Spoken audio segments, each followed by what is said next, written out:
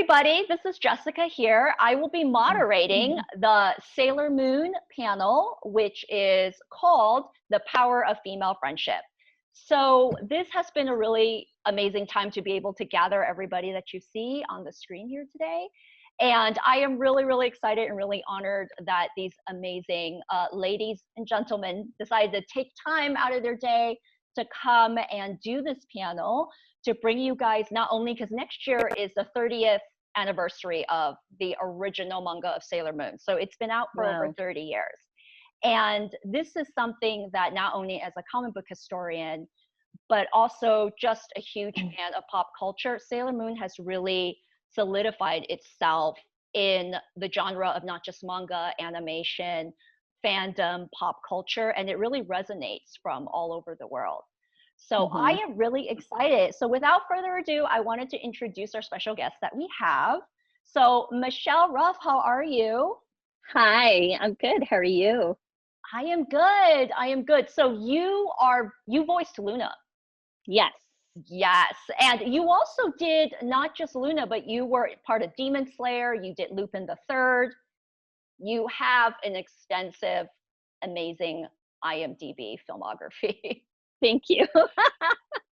So I thought long. It is pretty long. So actually all of the actors here today is really long. Like Kate Higgins, how are you?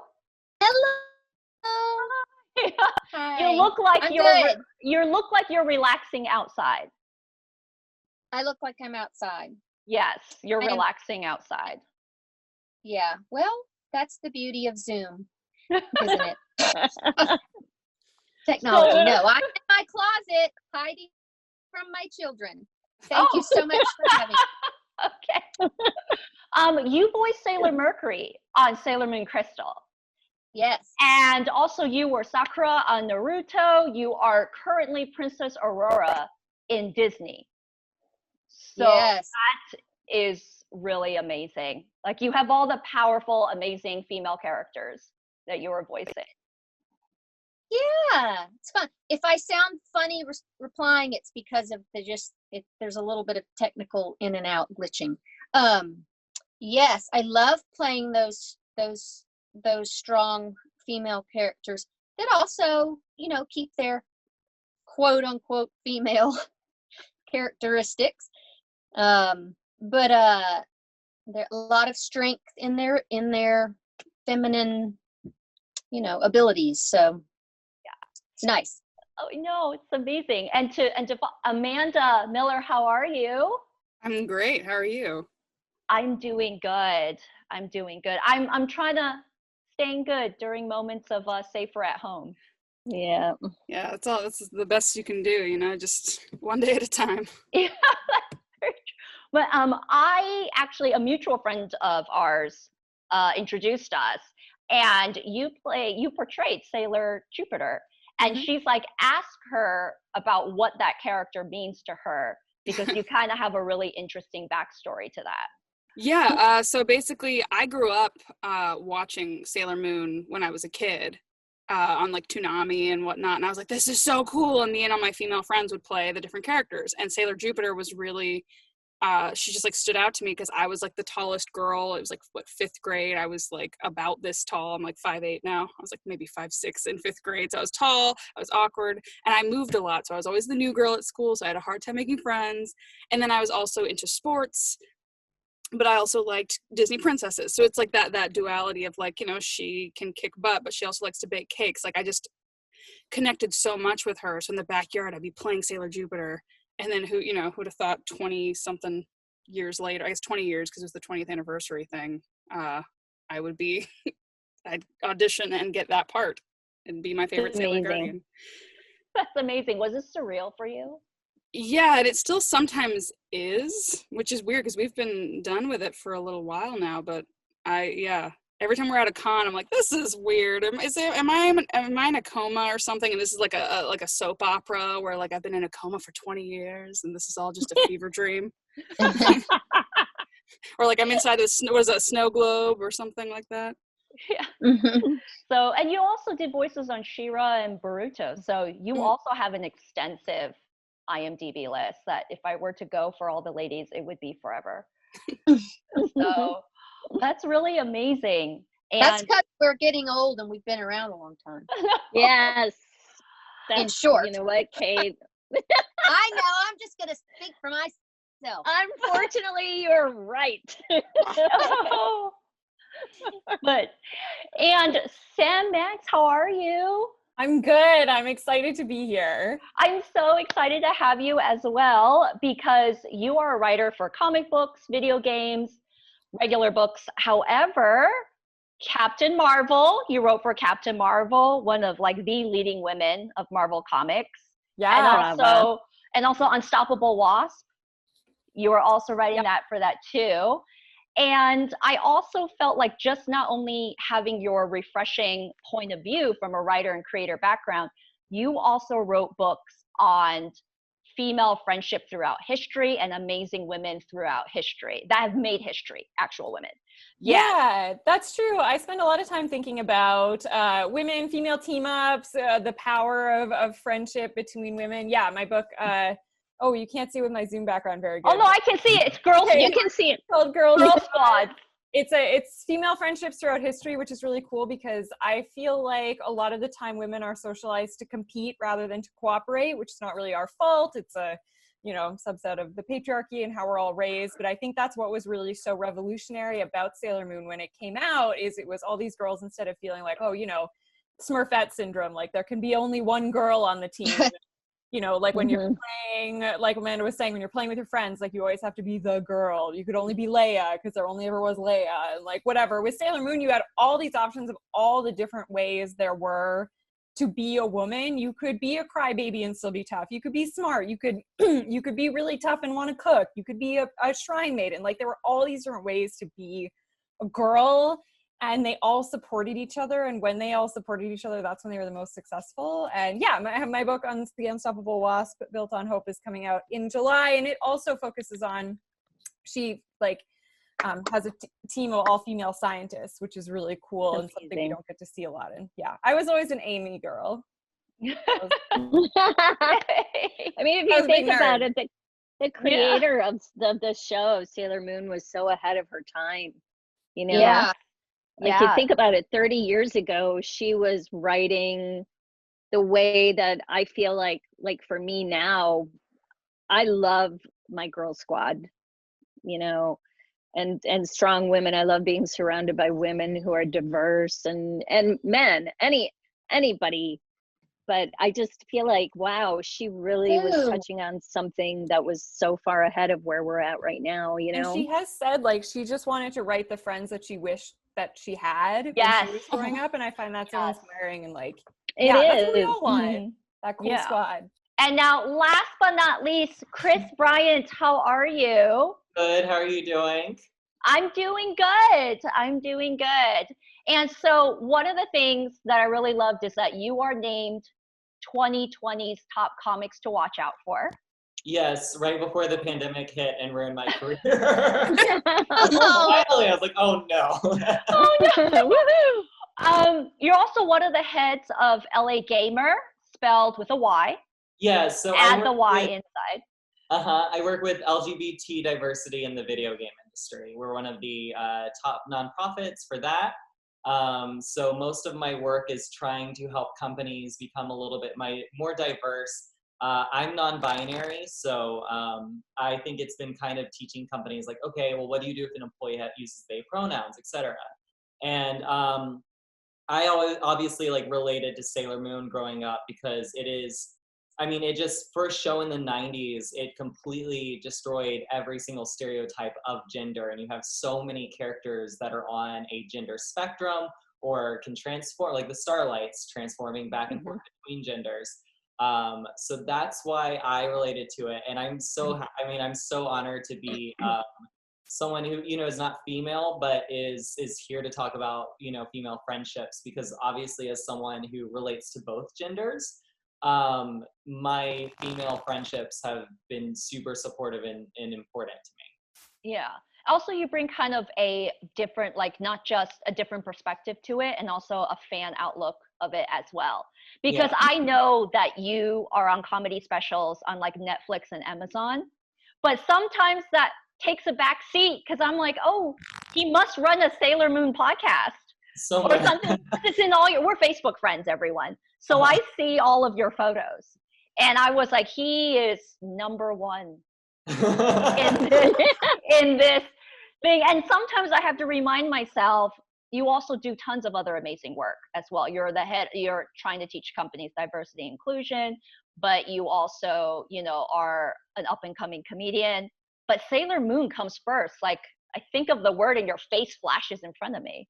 Totally. I mean, I think that it's, so for you guys who don't know me, I'm also on the autism spectrum. So I think that there's so many things about learning about wanting friendship and feeling clumsy or feeling over emotional and not being able to control emotions that I really related to the character of Usagi, but also having to figure out, like seeing her journey of figuring out friends has helped me learn to figure out how to make my own community as well. So I'm, and then of course, just my autism side just can't stop talking about my interests. So I'm sure audiences are like, please stop talking about this in the middle of your stand-up, but I'm not going to. It's probably one of the things they love about you. Yeah. I'm guessing. Yeah. They do. And, you know, earlier we were talking about, I think Sam and I had also mentioned it, that one of the key points, the original creator, she says, I was lonely. When I felt alone, I didn't have anyone. I made characters, ladies, girls that I wish I could be friends with. And it's such a simple statement, but it's also a very powerful statement. I've been trying to introduce friends to watch Sailor Moon Crystal just because it's the most recent iteration.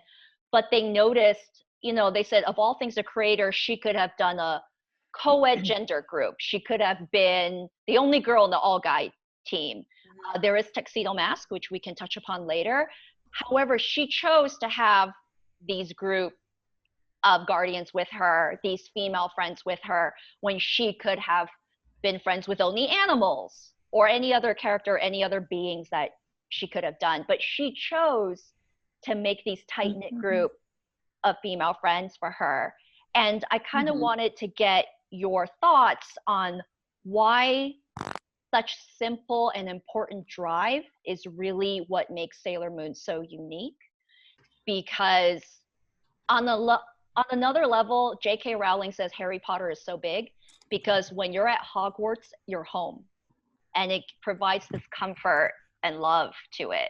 And I feel like Sailor Moon touches upon something extremely similar to that. Yes. So, yes. Yeah. Can I say something about that? Sure. Yeah. I love that. And it was really an indication of how before the times she was to me, because I feel like she, it's like she was creating characters almost that kind of were the embodiment or like a manifestation of like all parts of oneself, right? And it was a way, it was a great way for her to not be lonely, because it meant she was embracing all those parts of her, because no one is one thing, no one is one entity, you know. We're made up of all these different ongoing changing people that live within us, you know. And it's like she created it, and that's how she got to love herself, you know. It's like an acceptance, right?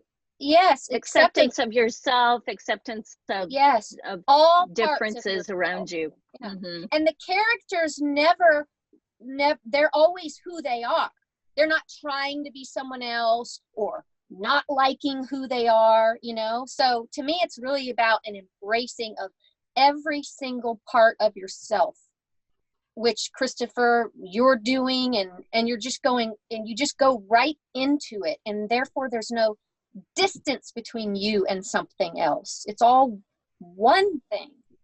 And I'll get off my Yeah. soapbox, but that's what's so beautiful about it. No, I love No, that. it And I think makes it's sense. because like so often when we do have these groups that are like a bunch of guys and one woman, we see in pop culture all the different ways there are to be a man. You can be Right. funny guy, you can be strong guy, you can be, you know, all the sort of Yeah. tropey types of characters that when you make a character, you break it down into like, oh, this is their thing or whatever. But there's always girl. And Yeah. girl has to then stand in for all women. And of Right. course, that's impossible because women like are people and contain multitudes and we are all different. And so with Sailor Moon, you had the ability to like not only show a multitude of different ways to be a girl, but then each of those characters also got to be more than one thing, you know? Right. So Amanda's Right. Sailor Jupiter doesn't just, you know, she wants to get married, she loves to cook, she's a homebody, all this stuff, but she also like is the most tough in the whole group. And Sailor Moon was the first time I ever saw anything like that. Yeah. Yeah. I think one of the cool things about Usagi as a character in Sailor Moon is just that it is a different take on feminism, where in some ways you have this character that would be defined as flawed. She's crying, she's over emotional, but instead of taking away from that or taking away from the girls being boy crazy, they still like, those are still defining characteristic traits. And they're like, no, these traits and emotions, they actually don't make these characters weaker at all. Right. Sailor Moon, instead of just like shutting down, I think it was like the very first episode, instead of her crying is actually like, I think it defeats a villain basically. Yeah. So it was really cool to see a female protagonist, especially in this Hollywood type of like strong woman type of arc, you know, Mary Sue type character. It's like, oh great, this is a female protagonist that is also emotional, that is boy crazy, that still has all of those things, but is also strong. Right. Yeah. So she doesn't have to be like the guys in a superhero, you know, plot. They're allowed, everybody in the show is allowed to be themselves. So, you know, and I think that's where, like you said, Jessica, with, you know, Harry Potter and J.K. Rowling, it's home. So you, no matter who you are and what your beliefs are and who, you know, it doesn't matter who you are in life, you're going to connect with somebody in the show because there's such a diverse cast, and it's all, everybody's accepting of everybody else. Yeah. Like there's there's never any negative judgment about that. Right. You know, like about Nobody's more advanced or more evolved or more, you know what I mean? They're 100% who they are, and that's complete right there in and of itself. And that's where home is. And that's where home is. Yeah. Nice way to bring it back. Yes. Amen. And Amanda, is that also because you had mentioned that you grew up watching it? And how is it that the two iterations of the original anime and Sailor Moon Crystal, that they're still able, when you go online, you see articles saying, well, these are the differences between the two shows, but they still have that common theme of female friendship that transferred over perfectly. And there wasn't a lot of people who were like, no, the new version didn't really emphasize as much as I thought it would. But instead, it kind of kept the same throughout. What do you think was some of the key features that they had kept? Like how they were able to kind of keep it going?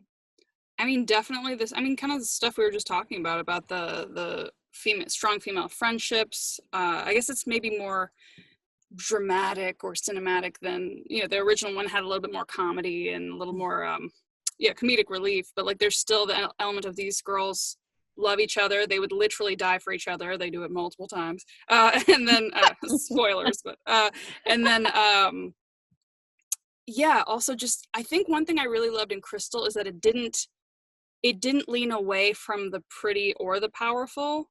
So like attacks that looked really cool in the original got even cooler. Like, you know, they're just casually throwing out a big fire attack and it's like as tall as a building, but then the transformations, they're all like still fabulous. And so it's just like, I loved that to me, again, the Jupiter thing, but like the duality of like pretty and strong, and they're not mutually exclusive. And you don't have to be a strong female character. You don't have to just be written like a guy but have boobs or something like that, and be like, oh well, you know, like they can embrace all of it, what is feminine, what is masculine, and just put them in this, I don't know, what is that, crucible? That's a weird word to throw out. A ball. A ball. They put it in a ball. They shake it up, and then they're just like, here, you're this person, you're this person. So it's less about like, you're the girly one, you're this, and it's more like you're all just people.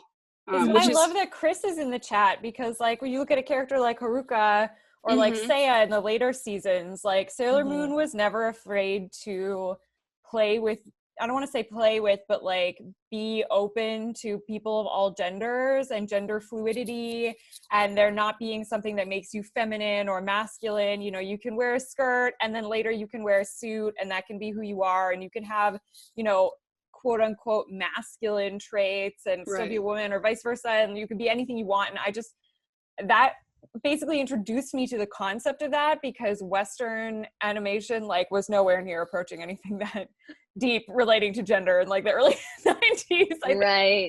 Right.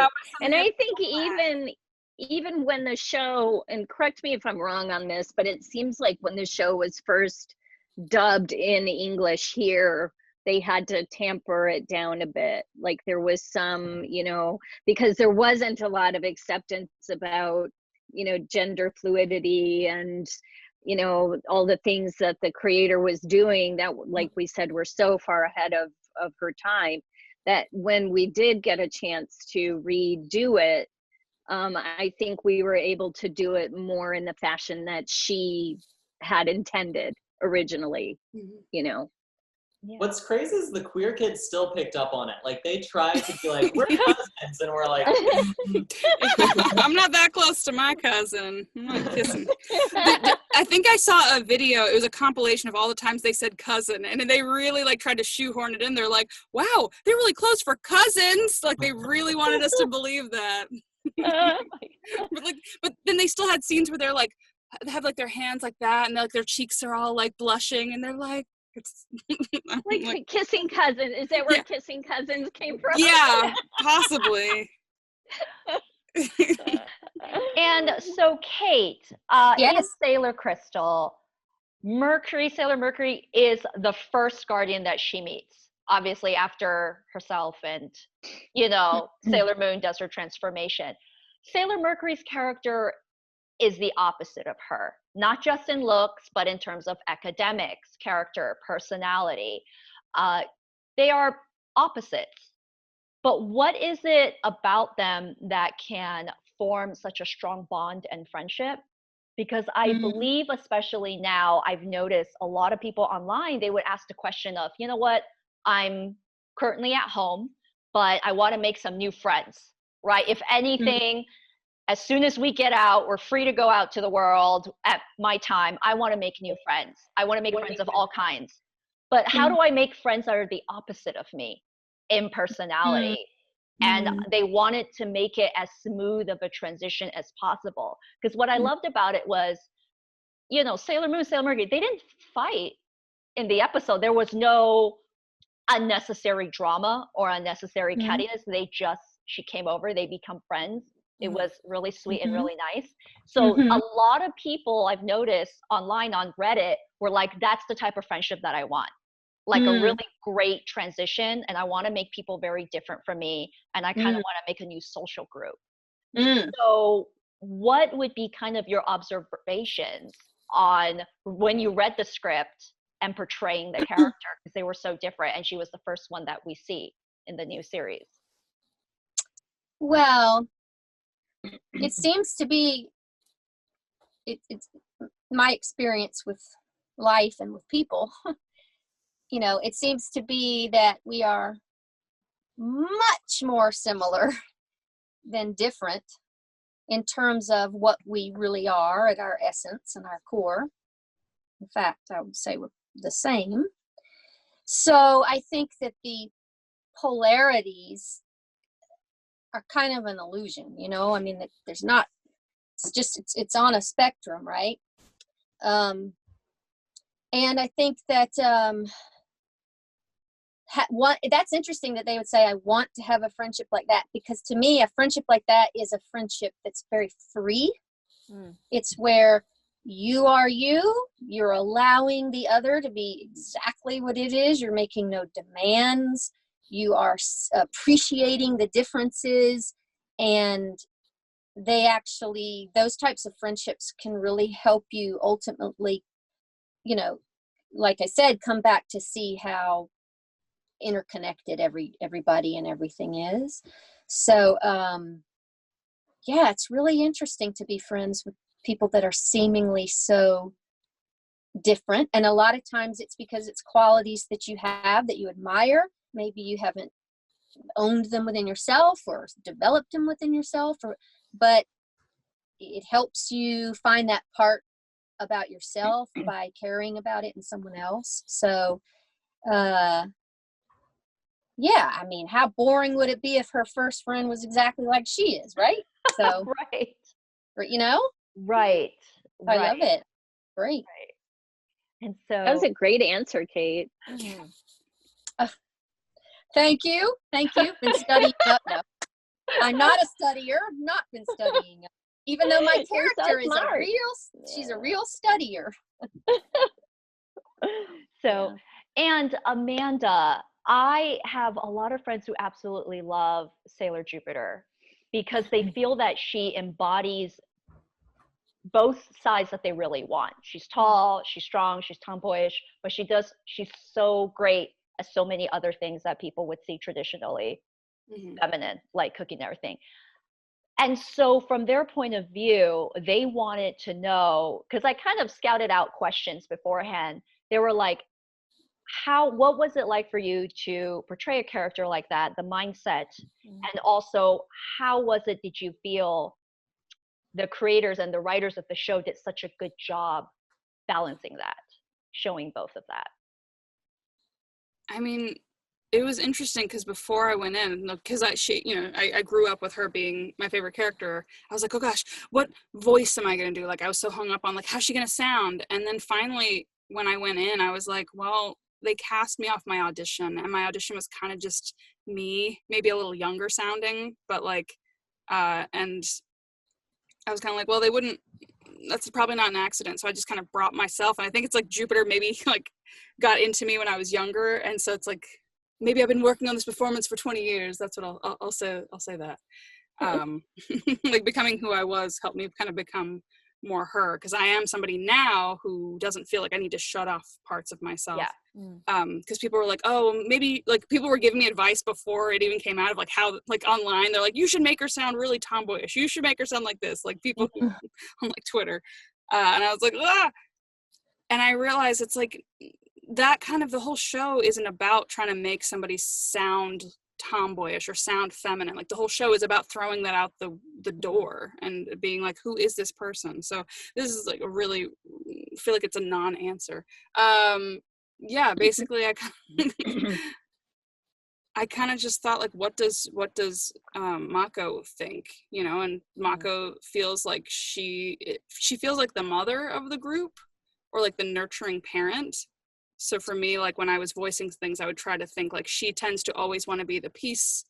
I mean, when she's not beating people up within her group, she tends to be the one who gives people the benefit of the doubt. She tends to be the one who's like, well, you know, like give her a shot. Like, so I guess that as an actor, you kind of approach motivation less and less about like, oh, she's got to sound this way.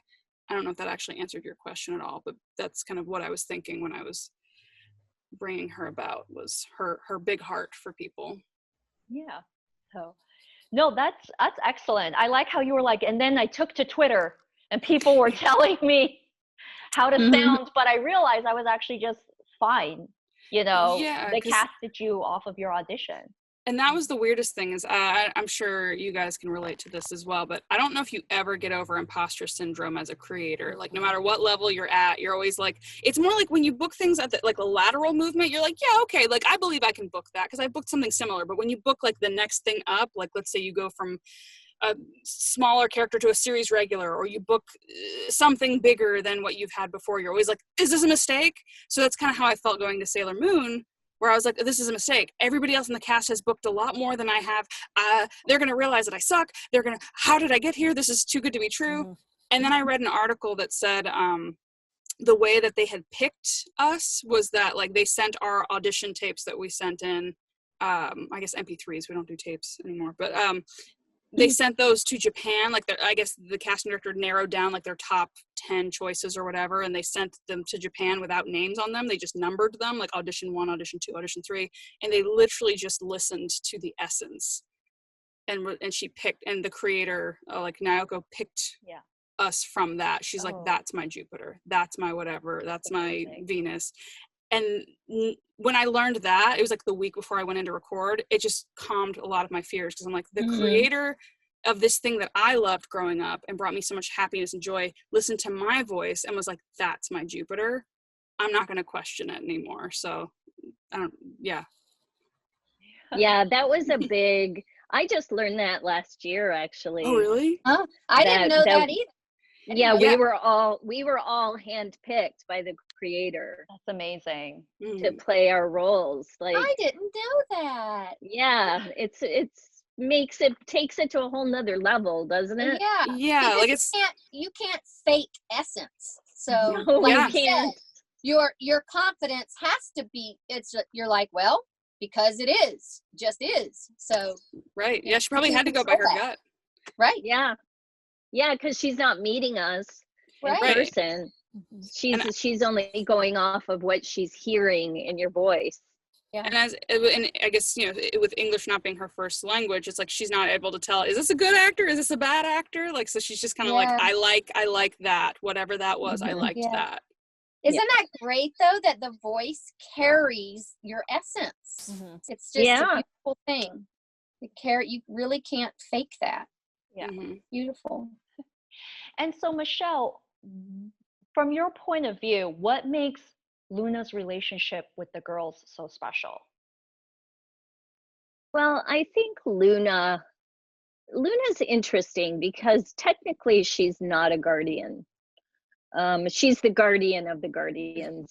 So, and she was the one that was in charge of pulling everybody together. But you know, she's kind of a gentle mentor, I guess you would say. But when we first started recording, you know, in the booth with the director, they were saying to me, we don't want you to be a mother figure to the girls. We want you to be a sister figure, a big sister figure, you know, who gently guides them towards where they're supposed to be going, you know. And then it obviously it gets to a certain point in the series where they're all, you know, doing their thing and on their own and pretty much functioning how they're supposed to be functioning, with a few little, you know, inputs here and there from Luna. But yeah, I mean, I guess just from kind of a big sister sort of standpoint and just gentle guidance. I noticed that because I've been observing my friends through Zoom, watching them watch Sailor Moon Crystal, and what they loved about her was the fact that she was gentle and she was good at guiding them instead of any other sort of like negative reinforcement. She was a very positive reinforcement, which something that they also felt melded really well with Usagi's character as well. You know, they were like, she was really smart in how she even wrote the animal characters, is what my friends would say. That Naoko really put thought into each and every single one and how she wanted them to be portrayed. I mean, obviously Luna would get frustrated with Usagi, but there was always that love there. And, you know, knowing that this girl and these girls are the guardians of the, you know, of the world.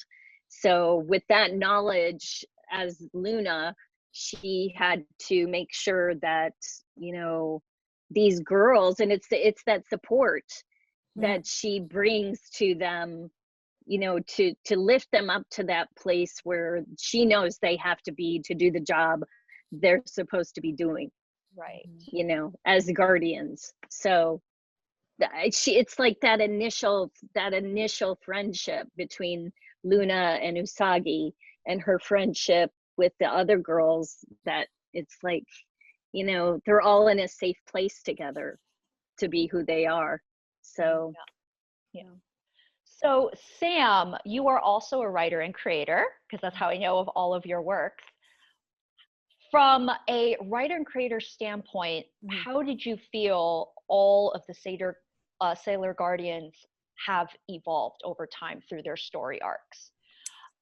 That's such a good question. It's interesting because I think everything that we've said on this panel is true, that the girls are who they are, and there's never really a moment of, you know, they shaming them for being who they are or that kind of growth. But I think the growth in the show comes a lot from acceptance of who they are, as opposed to trying to change who they are. So I think like Usagi's strength really comes from the fact that she is emotional and she is a crybaby, in not a derogatory way, but like she does love to eat, and she is terrible at homework, and all of these things are what make her actually so powerful. And so I think a lot of the scouts' journeys are about honing in on what makes them unique and special in the group, accepting that and making it a part of themselves in like the most healthy way possible, and in a way that really works to complement the other members of the group. And I love that. I love that the show is not about like, I mean, yes, Usagi is 14. She needs to learn like not to sleep in all the time and get like study every so often for sure. But it's like she's never going to be Amy, and that's okay. And in embracing that and relying on Amy to be herself, and, you know, relying on all the other characters to be the most them that they can be, that's when we get that fusion that really creates magic in the show. So I love that experience of self-acceptance instead of like self-flagellation, because I feel like as women, and non-binary people as well, we spend most of our lives being told all the ways that we are imperfect and all the ways that we need to change in order to fit some sort of mold, or in order to be like this sort of ideal female or ideal woman, or ideal MB or whatever it may be. That concept doesn't really exist on the show. So Sam, one of the things you just previously mentioned was that the characters are about acceptance and not really the opposite of that. And when I was trying to get thoughts from friends who are watching Sailor Moon Crystal for the first time, they were only 3 or 4 episodes in. They knew it had multiple seasons. But one of the things they said is like, you know what? If these girls never progressed as characters, I would be totally happy. And if they did, that's great. But usually they say we have this want. They were like, when I'm watching Game of Thrones, when I'm watching How I Met Your Mother, I want to see these characters progress. But they said if they do, it's great. But if they never do, that's fine too. And they kind of shocked themselves that it was the first time they had that thought for all of these girls. It's interesting. I feel like so much of their progression is tied to the development of their relationships, almost, as opposed to like changing who they are. So the most exciting thing for me about watching Sailor Moon is seeing how their friendships evolve over time, as opposed to watching Usagi go from who she is to Furiosa, which would feel very like inauthentic to her character. Right. But is maybe where like a lot of other stories would take her. So having her kind of remain the same and just accepting who she is, but then having her relationships with all these characters develop. I love the development of her relationship with Haruka, how she has such a big crush on her, and like she's in love with her. And I love how like her and Mina seems so similar, but then, you know, learning all the ways in which they do differ, and how they kind of they butt heads a little bit because they are so similar, but you know, how they complement each other also is so interesting. So I feel like that is where a lot of the interesting growth and that need or want to see what happens next comes from, for me, when I watch the show anyway. Right. And do you think that, I mean, not to try to put, you know, yourself in the creator's, you know, shoes, do you feel that was something that she did on purpose? or it kind of just came along as she was writing and creating? Oh, I have no idea. That's such a good question. It's a question I would love to know the answer to as well, because it is such a perfectly crafted story about these girls and their friendships. If she has a secret code for that, she could let me know. Yeah. Because one of the things a lot of my friends who are writers are like, I'm constantly thinking how I can make my characters better, how I can progress them. But they're never like, let me sit down and keep them all the same, unless it's on purpose. You know, let's just keep them all the same, but yet still build a satisfying story and arc for readers. Yeah. So I found that really fascinating. Yeah, totally. It's very unique, I think. Yeah. So, hi, Chris. Hi. Hi. And, you know, this was something I would love, I guess, your point of view on, because something I've noticed even in the early years of cosplay, as it started to get more and more popular, Sailor Moon and all of her guardians and Luna, everybody, other than just gender bend, it transcended past female friendships. We were seeing people of all ethnicities and background dress up as the characters, while for a few others, they were keeping the same. Like if you were a male and you were tall and brunette, you liked Gambit, you were Gambit. It may not necessarily have crossed the mind of the cosplayer to try something else. But yet with Sailor Moon, it seemed so natural for so many of them. And I wanted for you to kind of touch upon why you feel, what is it just about the universe that she's built that everybody is comfortable, of all backgrounds and sexual orientations, however they identify, to just cosplay and be whatever character they want? I mean, I think, so I know a lot of cosplayers, and I think a lot of them related to Sailor Moon, like especially you even go to season 5 where they literally have transgender characters who are transitioning back and forth from male to female. They allow Sailor Uranus, like the way that she dresses in multiple different ways. Mm-hmm. I think that the show already kind of brings in an audience of people who are on some sort of gender spectrum. So I know very burly men who have put on the sailor skirt and they're like, you know, rocking it out. And I think it's because the show kind of has allowed to that degree of creativity with people. So it's, I really love seeing anyone kind of put their spin on, you know, a certain costume. Especially what's been fun is the Sailor Moon redraw challenge has been like trending lately. And it's been so cool of people from so many different backgrounds really putting a spin on what this character meant to them in different ways. And having, you know, Sagi as a bearded man or as a person of color and what that character meant to them.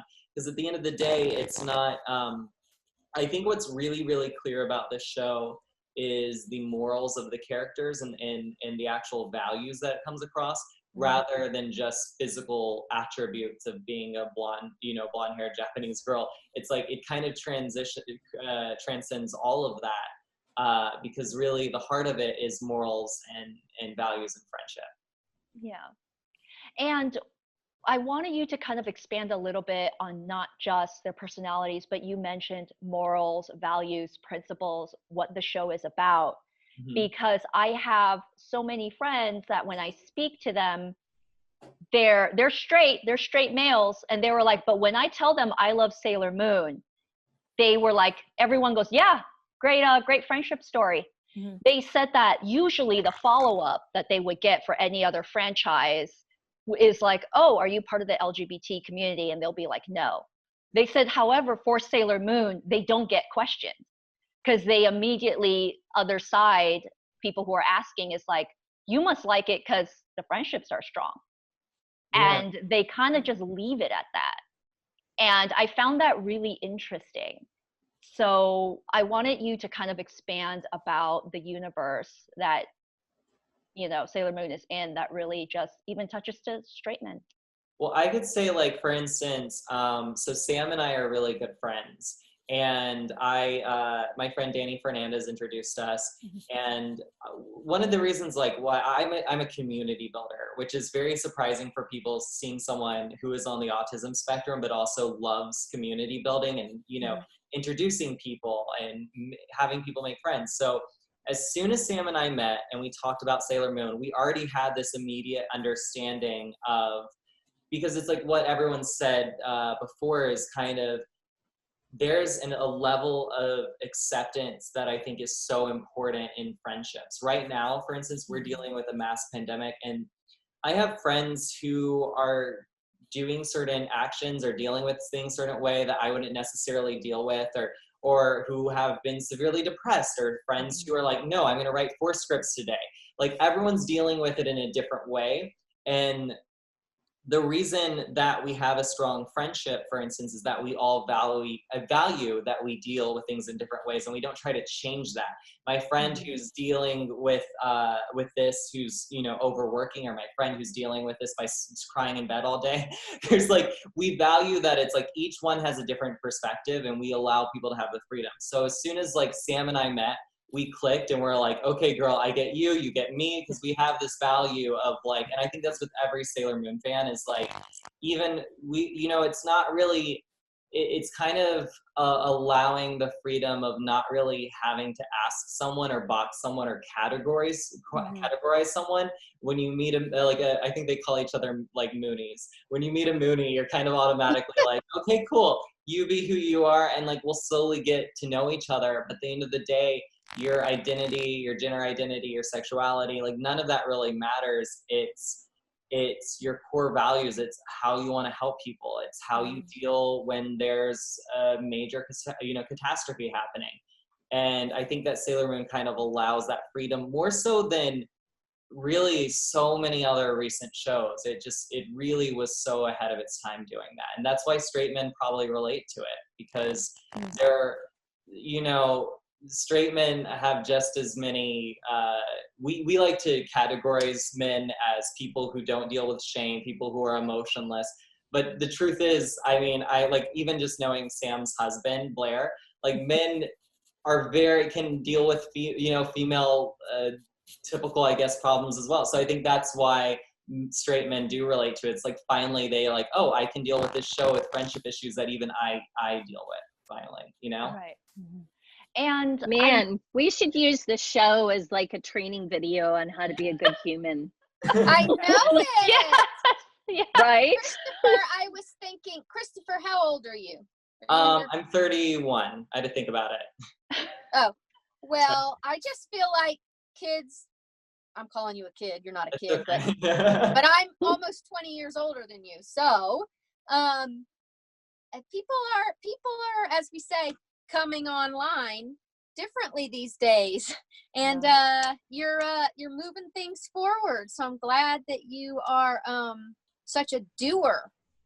I'm not as much of a doer. I'm a little more of an observer. I don't really get out there as much. So I'm glad you're getting out there, and yeah, that's just what I wanted to say. But that's how friendships work, is like everyone has a different, there's some people who are doers, there's some people, I think observing and supporting is so important, and we don't give people who are just motherly and supportive and that type of thing equal what do we say, you know, congratulating you for all of that work, for supporting and doing that type of thing as well.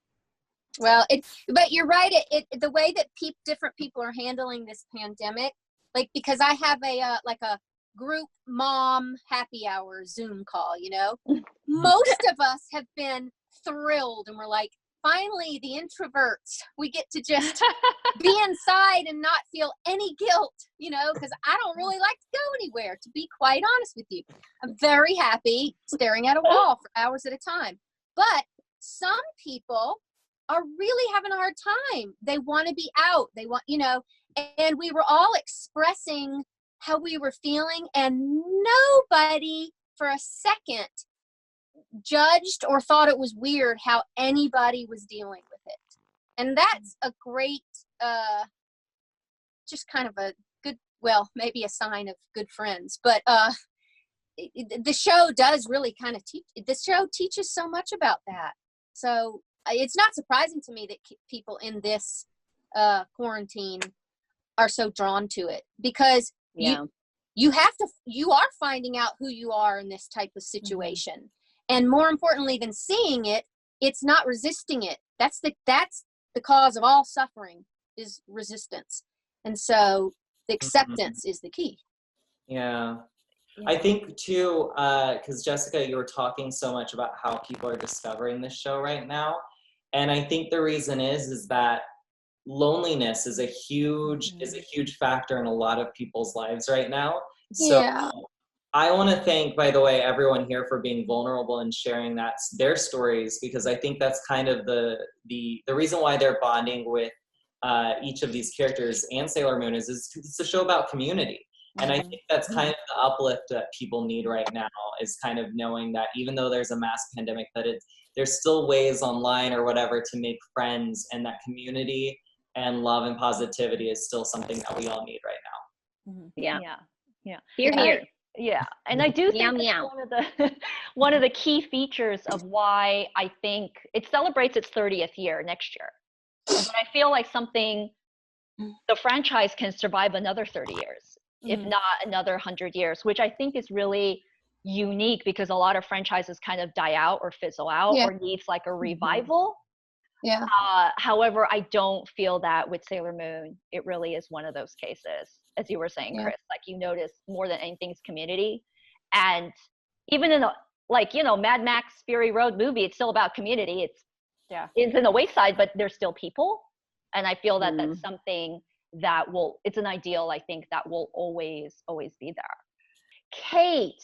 Yes. Thank you so much for spending this time to join with us. And before we let you go, where can people find you online? Oh my. In what regard? In website, Twitter, Instagram, anything that you can share publicly. I'm the worst person in the world with social media. The worst. Even my mother, who is 87, is better than I am. Sure, I have a website. I haven't looked at it in 10 years. I'm assuming it's still there. It is. I saw it. Okay, it's there. I think I even have a YouTube channel that I had my last album on with the making of the album. But I'm just kind of around. People email me via my website, and I do try to respond. And with regard to where I am, I mean, that who knows? I'm in your head.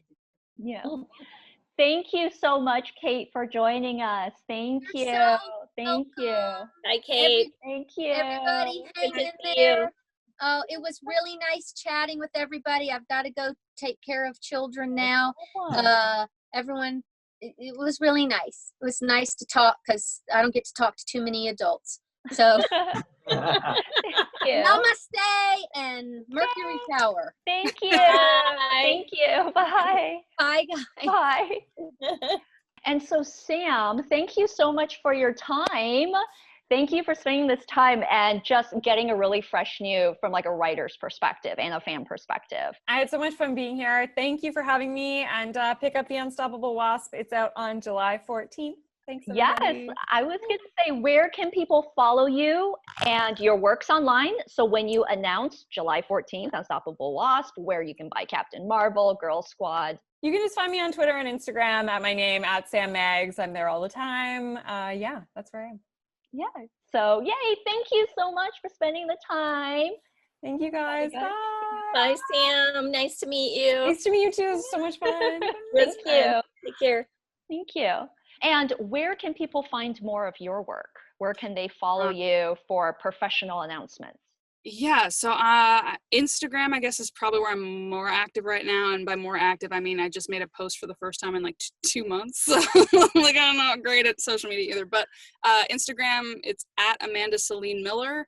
My website is also www.amandacelinemiller.com, and that has kind of all my other social media things. I'm on Twitter. YouTube, I'm Amanda Celine Miller Comedy. And I've got like a web series there called Ghosts and Stuff Inc. that I think is funny, and you should check out if you like Parks and Rec meets like Scooby-Doo, Ghostbusters. So I wrote that, I'm in it. And yeah, and then Michelle's husband's sister So sister-in-law. Amy. Yeah, I was like trying to figure out, I'm like, how is this related? My Yeah. sister-in-law. Yeah, she's in it. Like, so we have people in the community making appearances. And then you built a real life friendship from all voice acting together, and you guys have, because earlier before we started our panel, they were all catching up, like talking like they were old friends. So I loved how, and then we made new friends as Chris and Kate were kind of bonding. I love the fact that Sailor Moon also brings together community. Absolutely. Yeah. I mean, I don't get to see Amanda anymore because she's in Atlanta. This is the first time I've actually like talked to her in person in a while. Well, even not in person, but almost in person in quite a long time. So it's a treat for me. Yeah, it's weird. You start to like, I don't know if it is an actor thing where we start to like blur boundaries or whatever, but like I love my castmates, and maybe that doesn't happen in every cast. I think it also helps that we get invited, or like, you know, we would go to New York together, or we get invited to some conventions together, and so that's kind of more where you bond because you record by yourself. So you know, there's probably shows where people have never met, but we get to go to Anime Expo every year and spend the whole day together and bond, and that's been really special because like I love them like in the show. Where can people find more of your wisdom in a professional sense? Well, I don't know if it's wisdom. Social media and websites. Well, I am on Twitter and Instagram at Michelle Ruff VO1. So voiceover, not V0, but VO1. Okay. Michelle Ruff VO1. And then I have a website. I mean, it's, you know, it's not super exciting, but it's just michelleruff.com. But it's still a way for people to contact you or find you for a professional, Yeah, you know, for some reason, you emailed me on my website. Did you email me on my website? Because I never got it. So I have to check into that. Okay, that's okay. But it's still a way of communication, which I really liked. And yeah. I just have to fix it. Okay. Where can people find more of not only your humor, but also your hot takes, or good takes rather, on all kinds of franchises? Yeah, so I social media, I'm a meme queen on Instagram. So if you want memes, my social media name is at Tinder Chris, which I regret horribly, but I've stuck with it. TNDR Chris. And that's where I post lots of memes and stuff like that. And then you can also check out my nonprofit, because we've been doing a lot of events for we've been working with companies like PlayStation and Microsoft, like for raising money for local LGBT homeless youth, which especially need it right now with COVID, you know, relief and everything that's going on. So you can check us out at LA Gamers, but GAY. And it's a queer group for anyone who's on any sort of spectrum of the LGBTQ community. And right now we're just really focusing on raising money for homeless youth, which in Los Angeles, a huge percentage of that is LGBTQ, you know, children and teenagers. So, hey, if there's anything I can do, Chris, and I'll reach out to you afterwards, I would be more than happy to volunteer. oh, thank you. Yeah, I mean, we're just doing like little live streams and just with us, some of our favorite drag queens. We're doing video game characters and raising money for, you know, for homeless charities. So yeah, I'll definitely let you know if anything comes up. Awesome.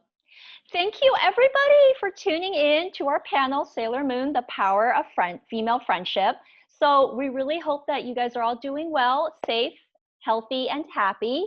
And again, thank you again for tuning in. So I'm Jessica Sang. You can actually find me on Facebook. Please send me an inbox message so I know it's not random, not randos. And I will be more than happy to accept your Facebook friend request, and we can talk Sailor Moon or whatever else in pop culture. And we can now use this time to kind of make new friends. So thank you so much. I really appreciate you watching. Thank you. Thank you, Jessica. Nice to meet you, Chris. Bye, Amanda. Yeah. Bye. Okay.